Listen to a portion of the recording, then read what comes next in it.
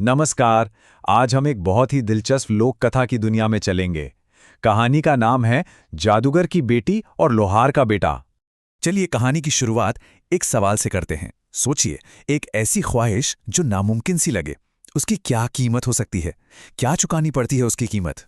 हमारी कहानी के हीरो के लिए, जो एक लोहार का बेटा है, ये कीमत थी एक ऐसा सफर जो उसे सीधे जादू और धोखे के दलदल में ले गया। एक ऐसा सफर जिसने उसकी पूरी जिंदगी बदल कर रख दी। तो कहानी का पहला पड़ाव है एक नामुमकिन मांग, और यहीं से हमारे हीरो का असली संघर्ष शुरू होता है। कहानी की शुरुआत ही मतलब इतनी चौंकाने वाली है। लोहार का बेटा अपने ही पिता को छुरी दिखाकर धमकाता है। कहता है, राजा के पास जाओ और मेरे लिए राजकुमारी का हाथ मांगो। सोचिए, महत्वाकांक्षा इस हद तक बढ़ गई कि वो क्रूरता बन गई। ये कोई ख्वाहिश नहीं थी, ये तो एक जानलेवा धमकी थी। अब वो डरा सहमा लोहार पहुंचता है राजा के पास। तो राजा का जो चतुर वजीर था ना, उसने एक शर्त रख दी। बोला, ठीक है, शादी हो जाएगी, पर तुम्हारे बेटे को कुछ ऐसा करना होगा जो दुनिया में आज तक ना किसी ने देखा हो ना सुना हो। अब ये तो एक तरह से नामुमकिन सी शर्त थी, है ना? तो बस इसी नामुमकिन शर्त को पूरा करने के लिए बाप बेटे निकल पड़ते हैं एक जादुई जंगल के सफर पर, एक अनदेखी चीज की खोज में। और उस जंगल में जो उन्हें मिलता है वो बड़ा ही अजीब है। पहले एक आदमी दिखा जो अपने ही पैर से आग निकालकर पकौड़े तल रहा था। फिर एक और मिला जो अपनी एड़ी की आग से जलेबियां बना रहा था। और आखिर में उन्हें मिला इन सब का भी गुरु, एक आदमी जो अपने पैर के अंगूठे की आग से गुड़ बना रहा था। बस यही था वो असली जादूगर जिसकी उन्हें तलाश थी। लेकिन ये मुलाकात किसी फायदे का सौदा नहीं, बल्कि एक नए खतरे की शुरुआत थी। ये शागिर्दी असल में एक मौत का फंदा बनने वाली थी। जादूगर लड़के को अपना शिष्य बनाने के लिए मान तो गया, पर उसकी पहली शर्त थी बहुत अजीब थी। उसने लड़के को एक कमरे में बंद किया, बाहर से ताला लगाया और पिता से कहा, 1 साल बाद आना।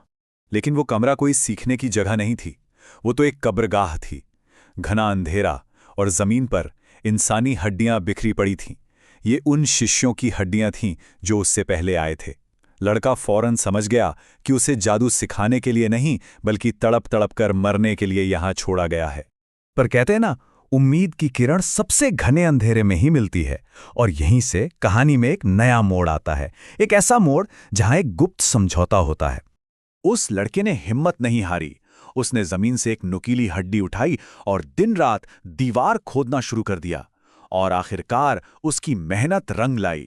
दीवार के उस पार उसे एक गुप्त कमरा मिला, और वहां थी जादूगर की अपनी बेटी, जो, जैसा कि हम देखेंगे, इस कहानी की असली हीरो है। और कमाल की बात तो यह है कि जादूगर की बेटी अपने पिता से कहीं ज्यादा ताकतवर और उससे भी ज्यादा दयालु थी। उसने ना सिर्फ लोहार के बेटे की जान बचाई, बल्कि अगले 2 साल तक उसे ऐसा जादू सिखाया जो उसके पिता के जादू से भी कई गुना ज्यादा शक्तिशाली था। अब लोहार का बेटा सच में एक माहिर जादूगर बन चुका था। तो 2 साल बाद जब पिता वापस आया, जादूगर की बेटी ने भागने का एक बहुत ही चालाक प्लान बनाया। प्लान ये था कि लोहार जादूगर के सामने रोने धोने का नाटक करेगा। कहेगा कि उसका बेटा तो भूख से मर गया और अब वो बस उसकी हड्डियां ले जाना चाहता है दफनाने के लिए। प्लान एकदम कामयाब रहा, लेकिन जाते जाते जादूगर की बेटी ने उसे एक बहुत जरूरी चेतावनी दी। ये सिर्फ एक सलाह नहीं थी, ये एक तरह से उसकी परीक्षा थी।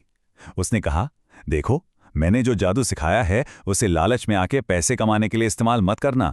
अगर तुमने ऐसा किया तो मेरे पिता को पता चल जाएगा। और यहीं से कहानी अपने सबसे रोमांचक हिस्से में पहुंचती है। वो है रूप बदलने का मुकाबला। लड़के की बस एक गलती और एक खतरनाक जादुई जंग छिड़ जाती है। लेकिन हुआ वही जिसका डर था।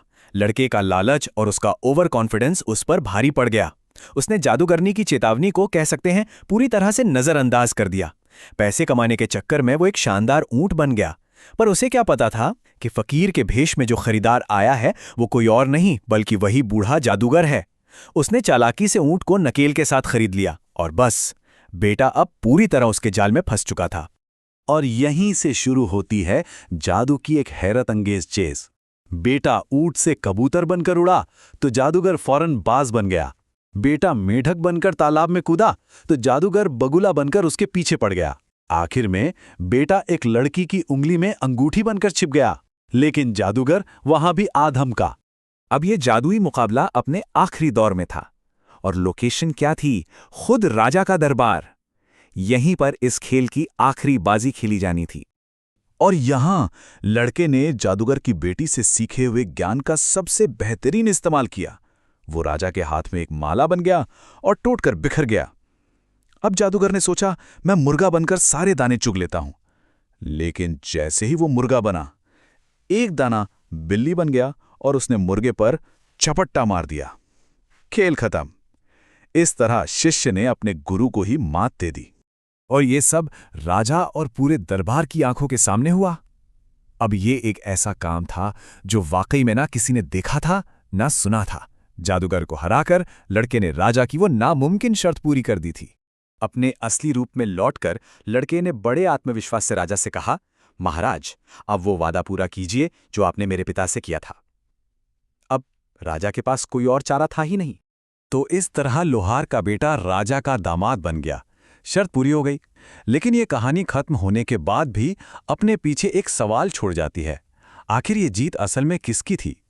क्या ये उस लड़के के जुनून और महत्वाकांक्षा की जीत थी, या उसके पिता के उस डर की जिसकी वजह से यह सब शुरू हुआ, या फिर ये उस जादूगर की बेटी के ज्ञान और उसकी निस्वार्थ मदद की जीत थी जिसने उसे असली ताकत दी?